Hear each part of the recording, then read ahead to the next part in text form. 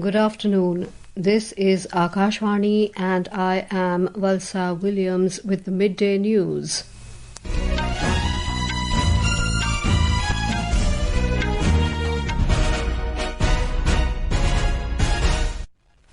The headlines. Prime Minister Narendra Modi and President of Mongolia Khurelsukh Ukhnaa hold delegation talks in New Delhi. The two countries sign MoUs in the fields of cooperation in humanitarian aid, immigration, mineral resources and promotion of cooperatives. Home Minister Amit Shah lays foundation stone of Special Operations Training Centre of NSG in Manesar, Haryana, announces NSG hub in Ayodhya. Defence Minister Rajnath Singh says India advocates reform of outdated global structures to uphold rules-based international order. 2 terrorists killed in an encounter along line of control in Machhil sector of Kupwara district of Jammu and Kashmir. Net direct tax collection registers growth of over 6% in the current fiscal so far. And in cricket, India clean sweeps 2-match test series, defeating West Indies by 7 wickets in the second test in New Delhi today.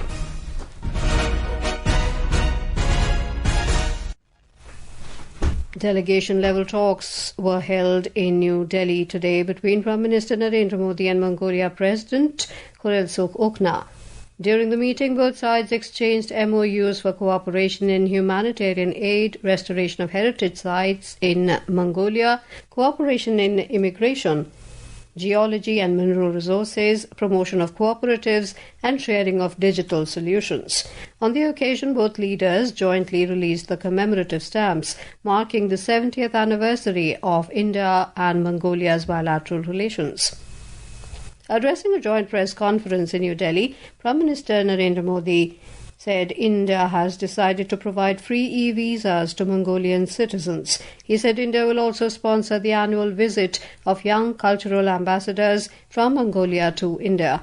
Mr. Modi said the relationship between India and Mongolia is not merely diplomatic, but it is a soulful and spiritual bond between both the nations. He said Narendra University has played a vital role in the development of Buddhism in Mongolia. Mr. Modi said India and Mongolia have decided to bring new energy to this historic relationship by linking Nalanda and Gandhar monastery. हम दोनों देश free, open, inclusive और rule based Indo Pacific का समर्थन करते हैं। Global south की आवाज को सशक्त करने के लिए भी हम मिलकर काम करते हैं। भारत और मंगोलिया के संबंध केवल राजनयिक नहीं है, ये हमारे बीच आत्मीय और आध्यात्मिक बंधन है। हमारे संबंधों की असली गहराई और व्यापकता हमारे पीपल टू पीपल टाइज में दिखाई पड़ती है। Prime Minister Modi said India has been a steadfast and reliable partner in Mongolia's development. He said the oil refinery project being built with India's $1.7 billion line of credit will provide a new boost to Mongolia's energy security. On the occasion, Mongolian President Khurelsukh Ukhnaa expressed gratitude to India and Prime Minister Modi for all-round support in the oil refinery project. He said the MoU on digital cooperation is also a landmark agreement between India and Mongolia. President of Mongolia arrived in New Delhi yesterday on a 4-day visit to India. Home Minister Amit Shah has said the government has adopted a zero-tolerance policy towards terrorism under the leadership of Prime Minister Narendra Modi, adding that several measures have been taken to protect the country from terrorist threats. Addressing the 41st Raising Day of the National Security Guard (NSG) in Manesar, Haryana, the Home Minister said the NSG has been at the forefront in combating organised crime and terrorism in the country. Mr. Shah announced that National Security Guards will establish a hub at Ayodhya in Uttar Pradesh. The minister said 6 NSG hubs have already been established in Mumbai, Chennai, Kolkata, Hyderabad, Ahmedabad and the Jammu Task Force. During the event, Mr. Shah laid the foundation stone of the Special Operations Training Centre, which will provide advanced training to deal with terrorism. The NSG has been at the forefront in combating organized crime and terrorism in the country. National Security Guards will establish a hub at Ayodhya in Uttar Pradesh. Jammu Task Force और अब अयोध्या में भी बनने जा रहा है. The conclave of chiefs of United Nations troop contributing countries began in New Delhi today. The Indian Army is hosting the 3-day high-level forum to deliberate on operational challenges and evolving threats, share best practices and build shared understanding on future peacekeeping. Addressing the conclave, Defence Minister Rajnath Singh said India is advocating for the reformation of outdated international structures, as some nations are openly violating international rules while some want to dominate. He highlighted that the country stands strong in upholding the international rules-based order. Nowadays, some nations are openly violating the international rules. Some are trying to undermine it, while some want to create their own rules and dominate the next century. In all this, India, while advocating for the reformation of outdated international structures, stands strong in upholding the international rules-based order. Speaking on the occasion, Chief of Army Staff General Upendra Dwivedi stressed on the need to integrate advanced technologies into operations, enhance rapid deployment capabilities and foster interoperability among contributing nations. Peacekeeping today faces challenges of unprecedented scale and complexity. The global order is almost an inflection point, marked by over 56 active conflicts and the involvement of nearly 90 nations. The infusion of disruptive technologies, the growing influence of non-state actors, hybrid warfare, and the scourge of disinformation have blurred the traditional boundaries of conflict. Shifting geopolitical currents strain the spirit of consensus that underpins cohesive United Nations action. Such realities demand more resilient, swift, and unified responses that only peacekeepers working together can deliver. Electronics and Information Technology Minister Ashwini Vaishnav today said the new gigawatt-scale AI hub announced by Google in Andhra Pradesh will go a long way in meeting the goals of the India AI mission. Google has announced a massive investment of $15 billion over the next 5 years to establish a gigawatt-scale artificial intelligence hub in Visakhapatnam, Andhra Pradesh. This is the company's largest AI hub centre outside the United States. Speaking at the Bharat AI Shakti event in New Delhi, Mr. Vaishnav said the AI hub will contribute to the India AI mission in many ways. This AI hub will be a very important contribution to the AI mission goals in 3 different ways. First, skilling. We all know that AI is fundamentally changing the way the world moves today. Under such circumstances, there is a serious concern among a lot of IT professionals of what their jobs will be, where they would, how their lives will be impacted. So it's very important for all of us, especially the industry, to reskill and upskill our IT professionals in a major way. I would request Google to help the IT industry in that.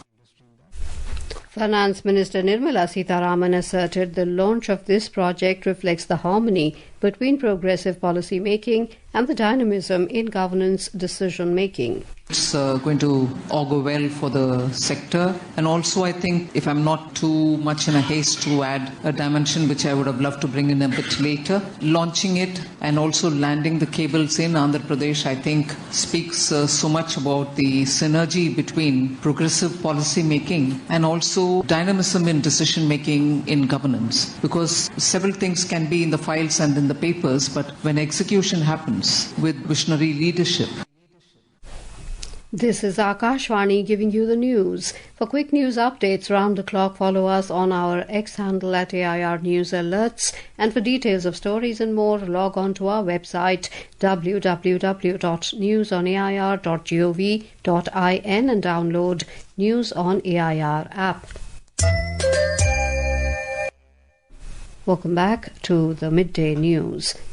In Jammu and Kashmir, 2 terrorists were killed in a fierce encounter along the line of control in North Kashmir's Kupwara district. According to the army, a joint operation was launched by the army and Jammu and Kashmir police in Machhil sector in frontier Kupwara district yesterday. The army spokesperson said the armed terrorists opened fire, triggering a fierce encounter in the area. A large cache of weapons and equipment was recovered from the slain terrorists. Electioneering is gaining momentum for the upcoming Bihar Assembly elections. JDU National President and Chief Minister Nitish Kumar has convened a meeting of senior party leaders at his residence in Patna this afternoon. Meanwhile, JDU candidate and minister from the Sonbarsa constituency in Saharsa district, Ratnesh Sada, has been allotted the party's election symbol. On the other hand, senior BJP leader and Deputy Chief Minister Samrat Chaudhary said the list of candidates will be announced soon. Lok Janshakti Party, our National President and Union Minister Chirag Paswan has said the issue of seat allocation among NDA parties has been resolved through amicable discussions. On the other hand, in the Grand Alliance, no progress has been made on seat sharing between the Rashtriya Janata Dal and the Congress, resulting in a lack of a final agreement. The government today sent relief material for rain and landslide hit Siliguri in West Bengal. Talking to the media in New Delhi, Minister of State for Development of Northeastern Region Dr. Sukanto Majumdar said the central government and BJP have been actively engaged in relief work in the affected areas. The net direct tax collection grew 6.33% so far in the current financial year to over 11.89 lakh crore rupees. The Income Tax Department has said from the 1st of April to the 12th of October, the net corporate tax collection stood at around 5.02 lakh crore rupees, registering a growth of over 2% from the same period last year.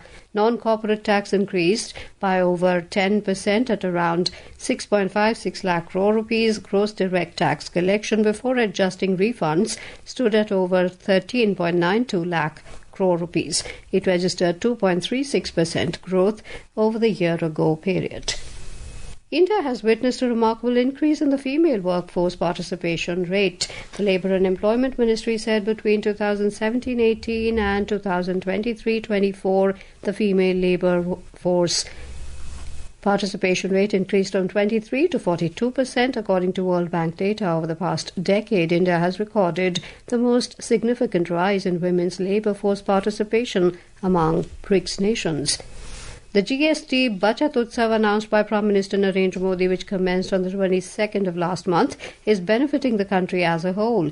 Today, our correspondent brings a report on the GST reforms that are set to empower various industries in Jammu and Kashmir.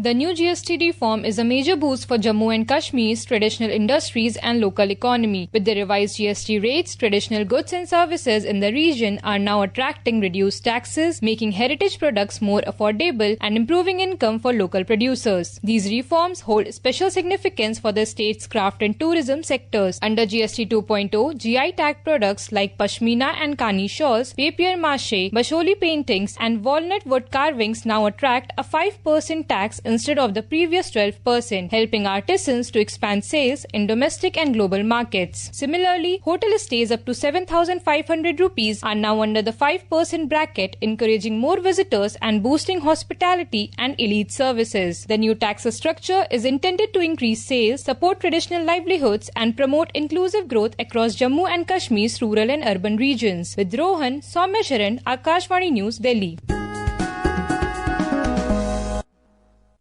In cricket, India defeated the West Indies by 7 wickets in the final test of the 2-match series at Arun Jaitley Stadium in Delhi today. With this victory, the hosts have registered a clean sweep over the West Indies 2-0. The Indian batters pulled off an easy chase of 121 runs in the first session of the final day today.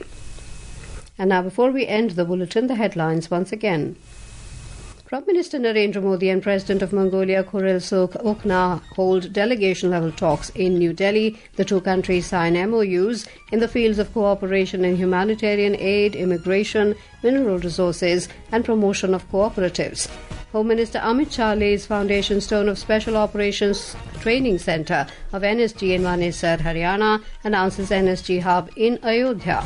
Defence Minister Rajnath Singh says India advocates reform of outdated global structures to uphold rules-based international order. 2 terrorists killed in an encounter along line of control in Machhil sector of Kupwara district of Jammu and Kashmir. In cricket, India clean sweeps 2-match test series, defeating West Indies by 7 wickets. And with that, we end the midday news.